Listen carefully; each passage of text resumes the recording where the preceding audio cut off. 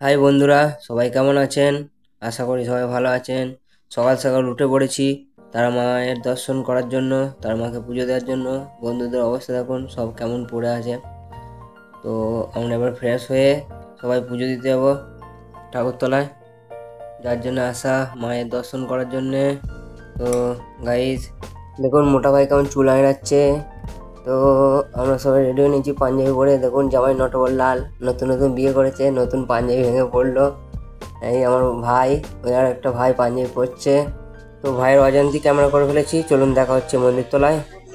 তো মাকে দেখতে এসে দেখুন কেমন ক্যাচর ম্যাচর লেগে গেছে, প্রচণ্ড চিৎকার আওয়াজ করছে, প্রচণ্ড ভিড়।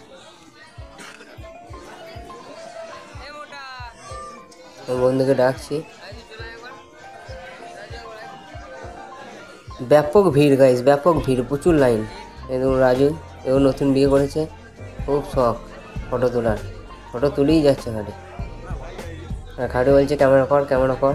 সব চশমা পড়ে আছে, চশমা ছাড়ছে না গাইস, চশমা ছাড়ছে না, চশমা সবসময় আছে।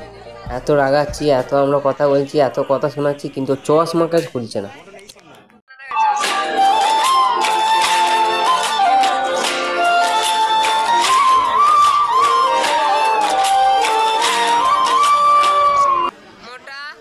মন্দিরের চারপাশটা একবার দেখে নিন, খুব সুন্দর দৃশ্য, বহুত ভিড়।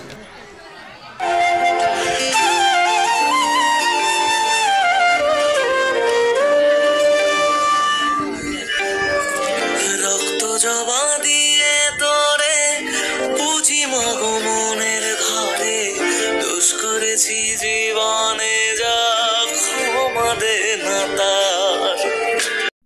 লাইনটা খানিকটা এগোনোর পর হঠাৎ সিঁড়ির কাছে দেখছি কিছু লোক বসে হোমযজ্ঞ করছে। দৃশ্যটা দেখে এক অপূর্ব বোধ হলো।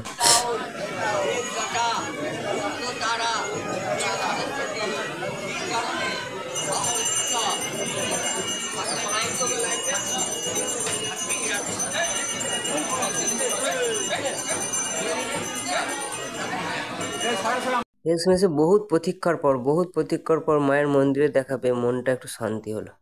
মায়ের মন্দির এক ঝলক, এখনো অনেকটা বাকি, তাও মায়ের মন্দির দেখতে পেয়েছি। এখান থেকে দাঁড়িয়ে মন্দিরটা দেখতে পাচ্ছি, এটাই অনেক।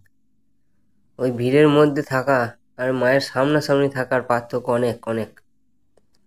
যে এটা ফিল করে সেই বোঝে।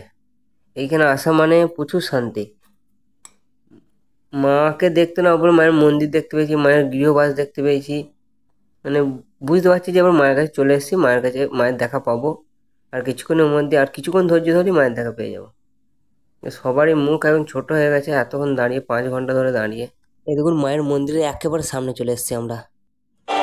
কালি নামে ডুবে যাবো, অত সাগর পাড়ি দেব, কালি ছড়া জীবনে যে চাই না কিছুই আর।